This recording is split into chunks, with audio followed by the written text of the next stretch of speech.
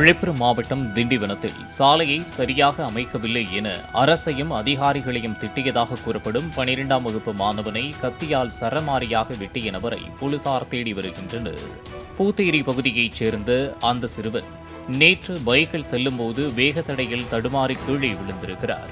ஆத்திரத்தில் தமிழக அரசையும் அதிகாரிகளையும் கடுமையாக விமர்சித்ததாக கூறப்படும் நிலையில் அங்கு இறைச்சி கடை நடத்தி வரும் ரெமோ என்கிற அபி என்பவர் சிறுவனை கத்தியால் சரமாரியாக குத்தியதுடன் கூட்டாளிகளுடன் சேர்ந்து தாக்கியதாகவும் கூறப்படுகிறது. தடுக்க சென்ற ஒருவரையும் அந்த கும்பல் தாக்கி விரட்டியுள்ளது.